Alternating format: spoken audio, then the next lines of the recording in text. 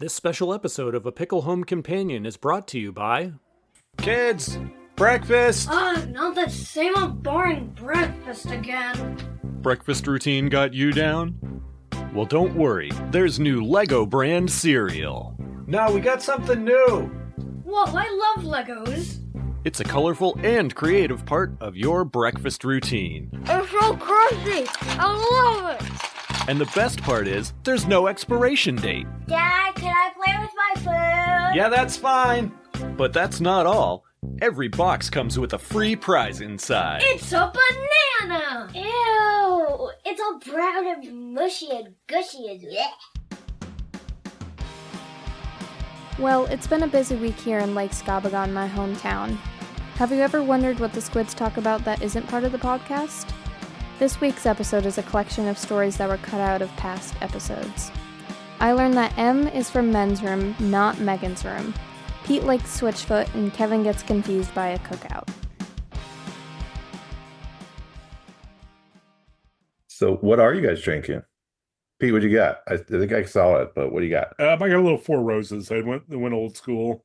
How many knuckles would you say? Two, maybe. Two. There you go. That's a respectable amount. And then I got a Hutch whiskey glass.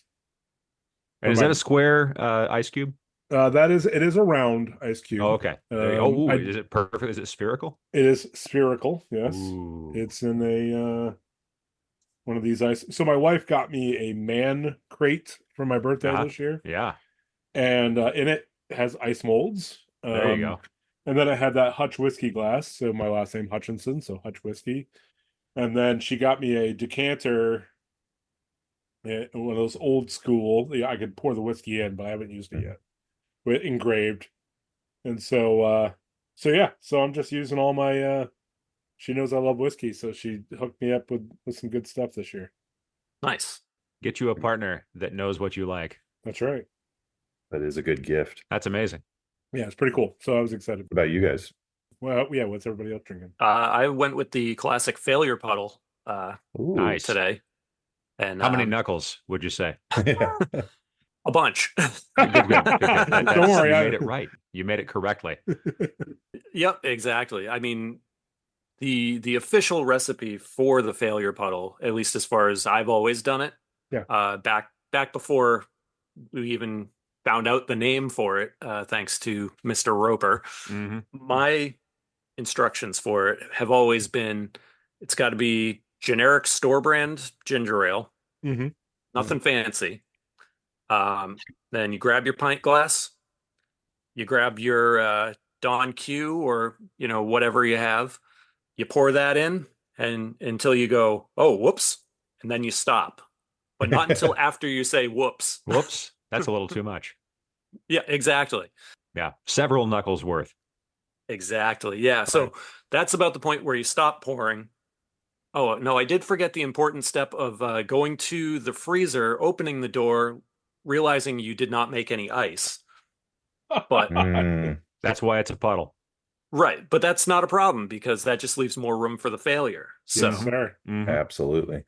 Yep. And that's the sort of traditional recipe you get on the Pickle Home Companion. Exactly. Old-fashioned goodness. Yep. Without actually being an old fashioned. I was never happier than when I found like the actual Don Q in my local liquor store here in Salem, Oregon. It made me feel like I was part of something. Yes. I've not yet had a failure puddle though. I haven't done it. Dude, we got to fix this. Oh, my word. Oh, I know, right? Do you like, it doesn't matter if you like it. I guess, can you get Don Q? Yes. Okay.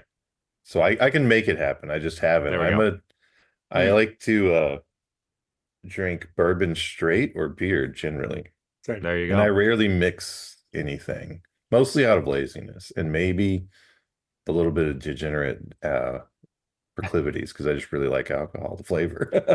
But also like partially for self-preservation, right? Like the more you mix, there's got to be some rhyming truism we could create. The more you mix, the more you fix. I don't know.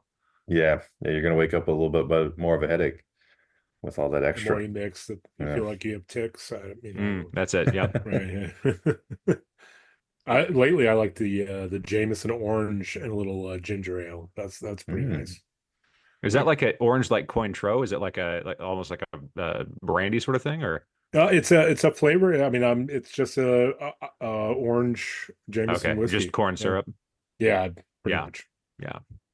I've got Oregon's own Ninkasi Northwest IPA Ooh, at 7% in a 12-ounce can. I Very could drink nice. more of it, but I bought it at Costco, so I can in fact drink more, but I can only drink 12 ounces at a time before I have to go get another can. nice. I like Ninkasi. I haven't had one of their stuff in a long, long time. That's a good brewery. I have, I don't even know the name of it. It's a Burial. So Burial's out of Asheville. Well, they have one in Raleigh now too, but their names are all absurdly long. So this one is A Disease of Virtuous People. I thought that was Um, like an emo band. all of their lyrics are very emo. There's like Mm. a virtuous ruin of like civilization's descent is a name. I mean, it's literally stuff Mm. like that. And then it'll give The you tap list looks like the Furnace Fest poster. yes, and you have no idea what the name has nothing to do with what you're actually drinking. You're like, can you just tell me the style so I have a shot at this thing? The beer And koozie has the hair going over. Yeah. uh, so this one's a West Coast IPA at 7%, and I put it in a mug I got from Lesser Known Brewing, which is another North Carolina brewery that like horizontally lagers their beer in really small Yes. batches that are like they're just insanely good. I've And had it is some of a that beer. very cool place. And the guy Hmm. is like a gigantic beer nerd that makes really, really quality beer in small batches that he doesn't have any hazy IPAs or slushy sours. Like it's like a Keller beer or a smoked Helles or a really well done pale ale. Um, that you kind of just have to really like it's not a vibe place where you go to sit on the patio at a trendy downtown. You have to really like the beer. And they have a very cool logo. There is no vibe. It's my kind of vibe, but not trendy vibe. But it's very good. This IPA. Do y'all hear my dog barking out there? Not yet. Oh, Bring it closer. yeah. He's out in the living room, so hopefully he's barking, I think, a FedEx man maybe at the door. Okay. Can you hear my chair creaking? That's Nope. disappointing. Okay. Can you hear my whiskey opening? Yes. Yes. That was a nice. Well done. I put Well it right done. by the microphone. I was hoping you did. If not, I need a new microphone.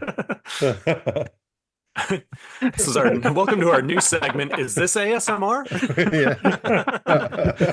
It's been the onboard mic the whole time. All right, I'm adding to the Google sheet. Let's see. 26 minutes of do you hear this? That's Huh, guys? right. Do you hear it? Did you hear it? I stapled Again, some right in papers. line with the Pickle and Boot Shop. This is the content people come for and pay for, I think. Yeah. Did you hear my beatboxing? Okay. Yes. Yes, I did. Yes. You know, if someone pays us $500, we'll let them shuffle chairs, open bottles into microphones, and feature that on the show. Nope, that's ours. 100%. Oh, but You're yeah, saying you don't want for- $500? Yeah, come on now. Okay, 1 week. 1 week. Okay, all right, $500. 1 week. It's been. If I wasn't taking a sip, I was going to do it. There it is. That's at least 32 or something 2007 Switchfoot show refunds. Chickeny $500. Chinese chicken. Yeah. Yeah, that is at least 2000. Yes, your reference was not lost on me, Jared. Thank you. You don't want to look that in the face. Well, this is gonna be a great episode, guys. It I is. think so. Yep. That I'm feels already better to me. excited. Way better already. Well, North Carolina, I think it was 2005. It was the Pop the Cap bill. We had a 5% cap on beer in the state that you could produce. Oh, you couldn't have 5%, more than couldn't make 5% alcohol anything. by volume. Yeah. Right. So Basically, it no wasn't. microbrews. Yeah. So no one wanted to open a brewery because what are you going to Just do? like You know? Colorado. Yeah. Yeah. And so when they did that, now it's still at 15. So there's still some stuff we can't get, like Dogfish Heads, big things. And Right. but that changed No Sink the the whole Bismarck. landscape. Right. No, definitely no Sink the Bismarck. Nothing in a I've had swirl. it. Really? How was that? Yeah. It was strong. I bet. What was the other one I had? Tactical Nuclear Penguin. Mm-hmm. You had that too. I did, same day. Nice. It was Really? back when my brother was working at a local shop, and the owner used to do tastings, and he would do like exclusive tastings just Mhm. for, he'd sell tickets and stuff like that. And then it would just be an after hours thing, upstairs in the offices above the shop. One of the tastings that he did was all extreme beers. So it was just all crazy, crazy, like high percentage beers. Was a Utopias in the mix? I don't remember all of them. I just remember those two. Do you remember anything of that night? Because that's impressive. You remember how it Not started, but perhaps not Yeah. how it ended. Were right. those two one of the ones in the stoat or whatever, the squirrel? I can't remember which one of the extreme ones that because it was what's their face out of England that made them, right? Yeah. The Punk IPA. I can't remember who it is now. That Uh, brewery. They're gimmicky. But they're like triple yes. ice distilled, right? Oh, wait, is that Why can't I think of the brewery? the Punk? I feel like I know what you're talking about. Yeah, Are they it's disdained? Are they hated in the brewing industry? Brewdog. Brewdog. Yes, they are. People hate those guys. They are. So their owners kind of like, because their whole thing was they were punk rock and like Yeah, they did it different and against the grain and the extreme beers. But then they sold to like private equity and then you could buy shares like a Kickstarter. They did all kinds of stuff. very punk And rock.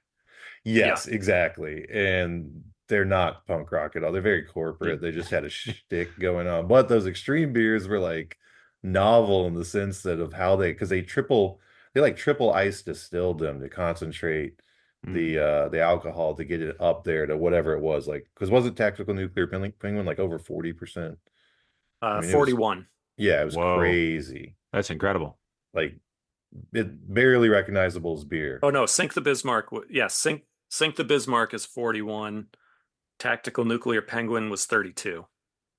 I just looked it up, and the one they put in, so they followed up all those with another one that was 55%. And there were only a handful of bottles. They were like 700 something dollars each. And But at this point, you go ahead. they put the bottle in a taxidermied stoat, which is like a squirrel. So you had to like, it was like Reese's taxidermy with the Exactly, it ties into the beer pickle in and boot it. shop. Yes. Right.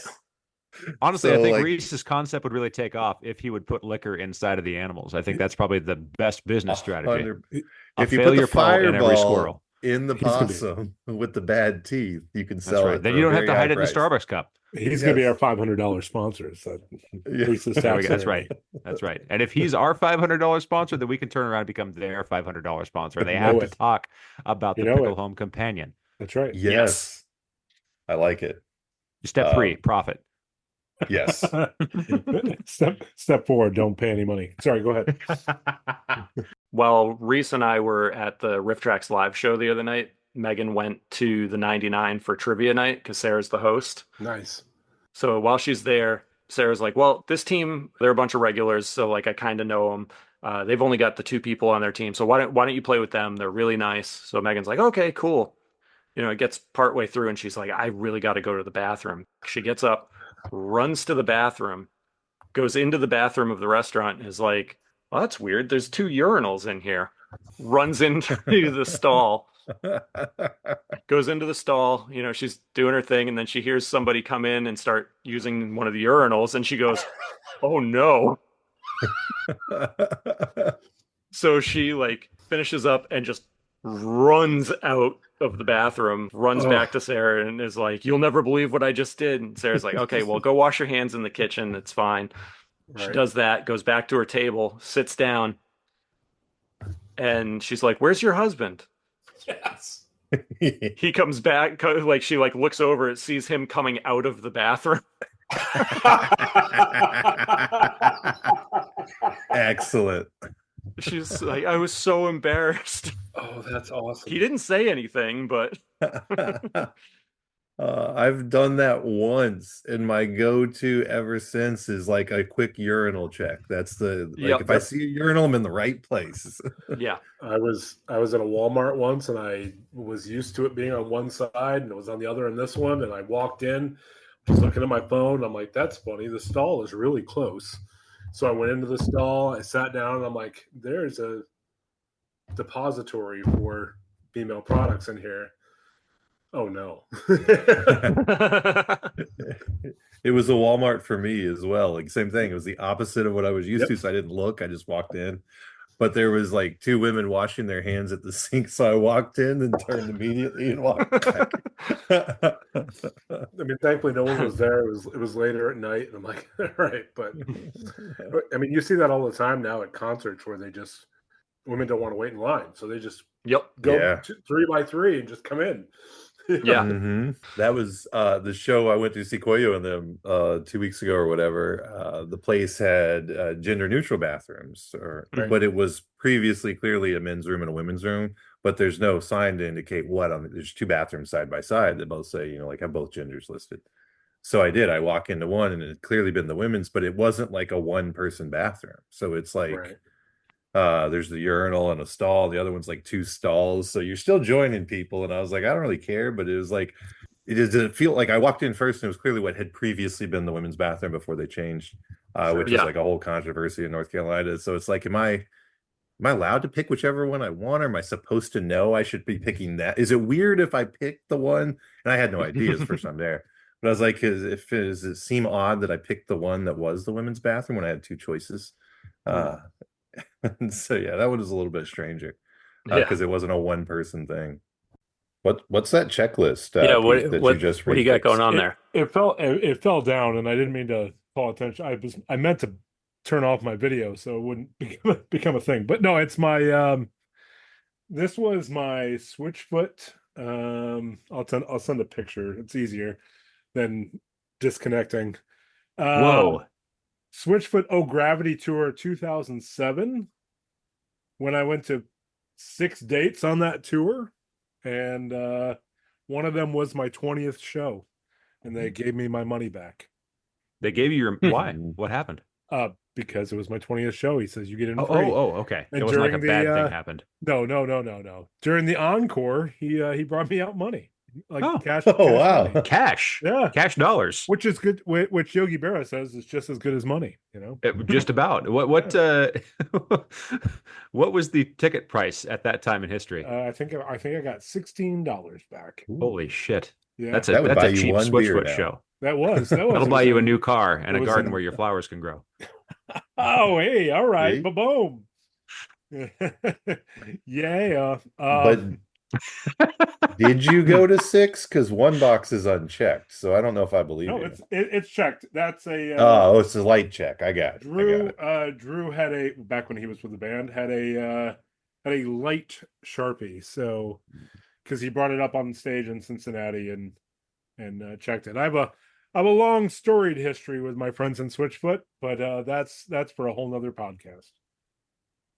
Make notes. Let's discuss. That'd be good fodder if we're ever reaching for something. I mean, I want to hear it now, but presumably we have other things to talk about. Let's put it this way: I've been to more than the 20 from 2007. About 80 more. Amazing. Amazing. 80 more Switchfoot shows. Yes. Yeah. Oh, wow. I followed them since they were a 3-piece, and when Jerome joined the band, his first official show was at Houghton College in Western New York. Yeah. And that was my first official Switchfoot show. So Jerome and I joined the band at the same time. Nice.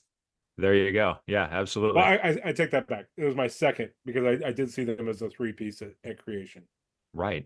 So you would have seen the show this year, the anniversary tour. Yeah. For Beautiful Letdown. Yeah. My wife and I saw that in Portland.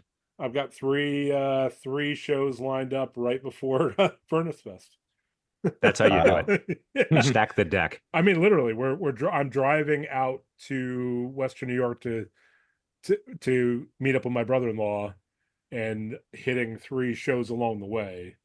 I'm proud of you. And then driving down to pick up our boy Kevin, and well then done. We're gonna keep going. I love that. That's a heck of a week. Yeah, it's gonna be great. It's old school, man. Yeah. Rock, did you run a mile? No, not yet. Should I go now? No, your audio is working perfect. We're gonna scrap that whole bit. Right. Okay. I feel like that should be a reoccurring bit. Have you run a mile? No. Should I go now? And then just Yeah. every time. No, no. Should I go now? We should put it in the opening if we ever have an opening of like, and every week we'll Yes. see if Brock runs a mile, and if he doesn't, he has to leave, and then he never does. I'm game. I mean that maybe goes in line with the pickle and boot shop. I don't know, but I'm happy to go out and run a mile anytime you guys tell me I should. We'll pull the card when it's appropriate, I think. Okay. Usually, Episode 28. yeah, Yeah, my family's out of town all of this them. week, but usually when I run my mile, it's like 9 or like 9:30 at night because like already done bedtime with the kids, and that's finally when there's enough space and like yeah, I feel like I have an obligation to relieve my wife when I'm done with work.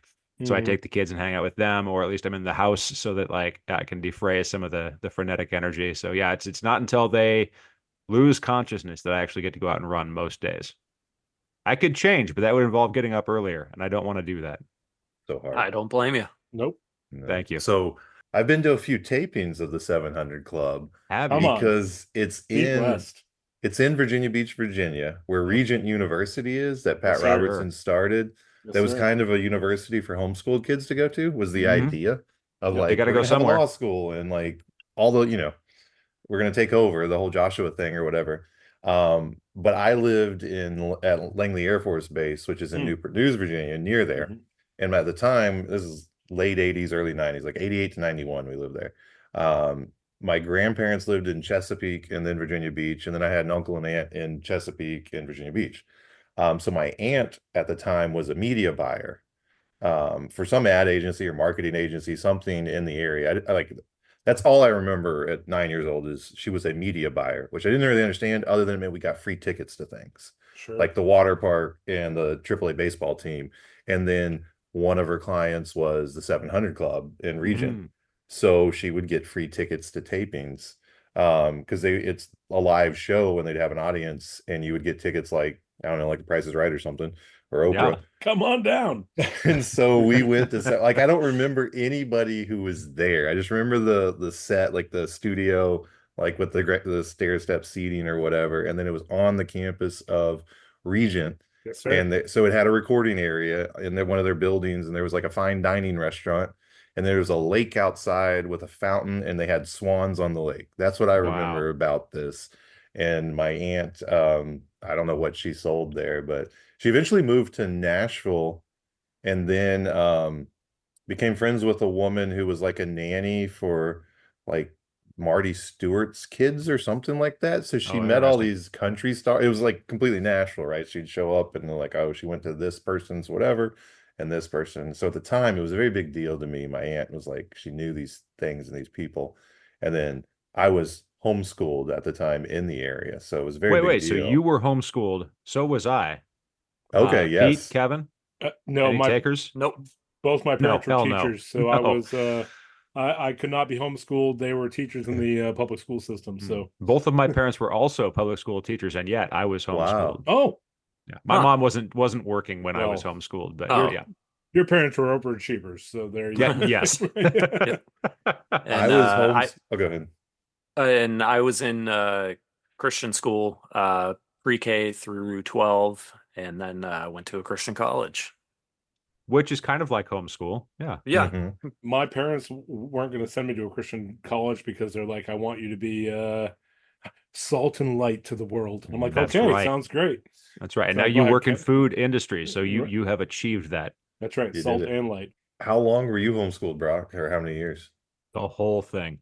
Okay, Aside from what was it, second grade and part of third, gotcha. Yeah. I was explains a lot. I was public school It for really kindergarten through third. And then in Virginia, actually, when we moved there, the second year we lived there is when we started homeschooling. My brother was going into middle school and it was a bad. So actually, the school around where Allen Iverson got arrested in the bowling alley incident, like we lived Yeah. there at the time, and that was the neighborhood right off base housing. Wow. Where because base housing was off base that we lived in, which was unusual, but then the neighborhood around it where we go to school. So my parents decided to homeschool my brother and then just went for all three of us. So from fourth grade through 12th grade, I finished homeschool. And we we did a Bill Gothard curriculum for a year. My parents went to one of the conferences, like the institutes, and we had a guy visit us when we lived in Florida. This was later. Some kid, he's a teenager, probably, very mature 17-year-old or something like that, who was with their association or whatever, who came to the house to talk to I think he was recruiting my brother for whatever it is they do. And got him to throw away anything, not secular music, because we didn't have that, all the Christian rock, because that was Drums. bad. And Yes. I was only 12, maybe 11 or 12, but I just distinctly remember me being like, oh no, like, not me, buddy. You can talk my brother into whatever you want, but you will not take my DeGarmo and key. It's not happening. That's right. My DeGarmo and key is staying put. Guitar stays. That's right. That's right. The pledge is mine. That's syncopated rhythm. I'm boycotting hell. What more do you want? Exactly. Like 666 is bad. I know that. We gotta unionize. That's right. That was Boy, don't you think it's time to boycott hell? All right. Yeah. So we did a Tobacco curriculum. That would be a whole nother conversation, but like homeschool conferences, I don't know if you went to those and heard the Joshua Harris speaker circuit when he was selling Kiss Dating Goodbye, the whole courtship deal, all of it. Like, I only fell victim to the outfall of Kissing Dating Goodbye, in which no one wanted to date me. There were many factors at play, I'm sure, but one of them being the fact that yes, the many people were told that it was a better idea not to date, and so I didn't date them. I will say it was probably a hypothetical for me as well. Like, whether I was dating or not probably wouldn't have actually changed the day to day. It was just a flag planted in the sand, not in your. I had nothing to repent from in that case. Yeah. Nope. But yeah, there's one last question about homeschooling, and then we'll move on. Did your mom make bread at home? Yes. It's 100%. 100% of homeschooled moms. I think you have to. It's part of the requirement. Mm-hmm. There are not too many requirements on homeschool, but one of them is you have to make your own bread. Yes. We had, I think we did a couple of loaves of things, just kind of freehand in a pan or whatever, but the bread machine was really a thing. My mom, I think, liked making food, but I'm not sure. Like, I think she appreciated there was a machine that could kind of get all those factors right. And so she bought this bread machine. I think we saw it at like the state fair. I grew up, if anybody knows the Puyallup Fair. Nobody. Well, you do. Yeah. All the way over there. You know about it? I've been there. Oh, how about that? My buddy lives in Ording. So yeah. No way. Yep. Nobody knows Ording. That's great. Yeah. So anyways, at the state fair, there's like the big like vendor hall, and they're like, here's all the newest gadgets that you can buy. Yep. And one of them was an automatic bread machine. So it made really good bread. I was really happy with it, but the bread machine, it was like a washing machine bin or whatever that you put the dough into. And so instead of being a square loaf like most bread, it was a round loaf. And at that time, I think they've found their way out of it since then. But at that time, the beater, like you put the ingredients in, it would actually beat the dough and knead the dough for you. There was like this machine, kind of like your Hobart machine or whatever in a bakery, but a small home version of that. And the loaf would bake around that beater. And so like the quarter to a third of the bottom of the bread had this like hole in it. So when you slice it, there was just like this hole. So as the homeschool kid, anytime I went to like a church function where you bring your own lunch, or you go hang out with your friends, you bring a lunch, go to summer camp, you bring a lunch.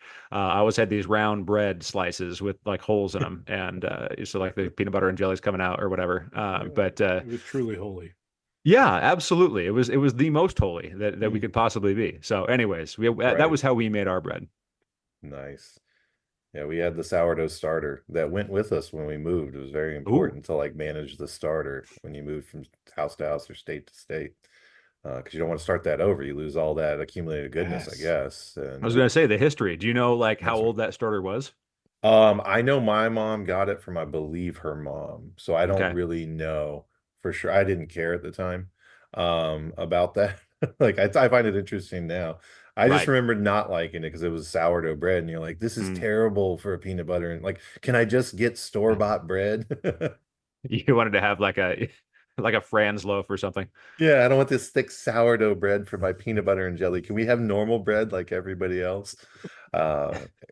and we did not. I don't like this really, really quality product that you've made. Could I Handmade have bread. something that's made of trash? Exactly. Please.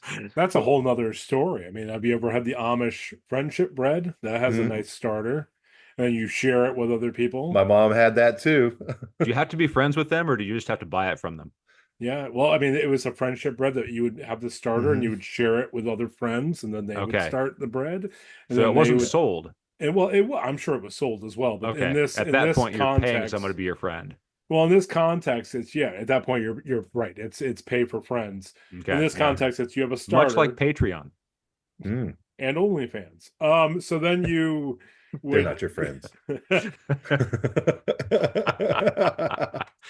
You would make this starter, and it would go for a few days, and at a certain day you would have it and put it in other Ziploc bags and pass it to your friends with the how to do it. And then it was basically an Amish pyramid scheme. Yep, we had that. My mom got some starter from somebody, and then we had delicious bread though. Yeah, so that was happening. Sourdough bread, it was happening. Christmas time, there was this friendship bread or this like fruitcake stuff that was like a 30-day process. If you would add fruit and stuff to these jars that sat on the counter, 30-day that lived for 30 years. That's right. Exactly. I'm not sure how long it takes for Amish friends to be made across the country. I feel like you folks might have a leg up on me because on the West Coast, I don't know. Like there might have been something called friendship bread, but I highly doubt that it was actually like the descendant of actual Amish bread. Right. Yeah, I don't know many Oregon Amish. No, there's a lot of Mennonites in Oregon. Like I think they're like, if not old order, at least like they're fairly traditional. So Oregon Amish paradise, yes. They're Yeah, just crazy Mennonites. That's right. Yep. But you probably think that bites. I churned butter once or twice. Well played. Even Ezekiel thinks that my mind is gone. All right, sorry, continue. I've got a Bible in my hand and a beard on my chin. There we go. Then I'll finish. Brock has a walnut issue. Mm-hmm. Or Dick, I don't know which one. I think it's brave of you to take Reese at his word with the peanuts in the morning after the walnut situation. He is a medical professional. Scientifically speaking, peanuts are not walnuts. Yeah, but I just like unsolicited nut advice because it's good for you. Didn't work out last time. Yep. Yeah, I cannot do peanuts either. So used to be able to. I didn't develop peanuts. I wasn't allergic until probably junior year of college. Okay. And then just all of a sudden started developing an allergy. So, well, that's not fair. No good. I mean, at least I made it through, elementary school and high school. Anytime I was having a Fluffernutter or whatever. So, y'all know what Fluffernutters are out there? Okay. It's a weird word. Sure. It's a very weird word. Yeah. And I learned about it from a Boston person whom I am married to. Yeah, I was just about to ask if that's how you learned about it. Yep. Have you ever heard of a Fluffernutter? I said, what? We haven't known each other that long. Yeah, exactly. Yeah. Please wait at least until I ask you to marry me. That's right. That's how you make purple. Sliding moral scale. That's right. Yep. Purple Fluffernutter. Have you ever had a Fluffernutter, Jared? I don't think so. It's time. I know of it, but I don't think I've had one. Yeah, all right. We'll pack. All right, I'm adding that to my my Furnace Fest checklist. Is that something? Can you get marshmallow fluff everywhere? No, I don't think so. They might have it on Amazon now. So yes, technically, then you can, but I'm not sure. But like in grocery stores. Yeah. Mm-hmm. Now that I'm thinking about it, I don't think I've ever actually found it in a West Coast grocery. So yeah, really, you're right. My buddy who moved from Rhode Island to Ording said he can't find marshmallow fluff. Poor guy. Really? Yeah. I had not considered it not being available in a grocery store. So did I tell you guys last year at Furnace Fest when we were down there and Pete and Daniel and Josh are all like, "Oh yeah, you know, we'll go to cookout afterwards," and you know, my ears are still kind of ringing a little bit from from the concert, and I'm like, "What? Whose cookout are we going to? Like, what are they talking about?" Because I had never heard of it. Right. So I'm like, "Hey, I'm on vacation. I'm down. Like, whatever." The look you gave me was like, what? Who? Like, who has a cookout Sure. at midnight? I didn't know you that well then, so I'm just like, Right. Okay, I think he's down. Yeah. They're probably cool I was. people. Right. I was just, right. you know, it's kind of how I roll on vacation is I have kind of a loose plan. Same. And You know about all the cookouts. I do now. We're invited to all the cookouts here at the That's it. Pickle Home Companion. You got to stay open to a surprise cookout. Yep. Any listener wants to, you know, invite us to a cookout, we'll come. 100%. We got a little whiskey ball ready to happen, so we're gonna nice big rock, not Daniel rock, but Sadly, no. I know exactly. He should actually market whiskey rocks. Daniel Rock whiskey rock. Yeah, Daniel rocks. It would just be Daniel rocks with an exclamation point. That's right. Oh, that'd be awesome. I'm gonna text him. We're now going to charge him licensing though, because we have it on recorded that we came up with it. That's right. It told me at the very beginning that it's recording. So. That's right. That's right.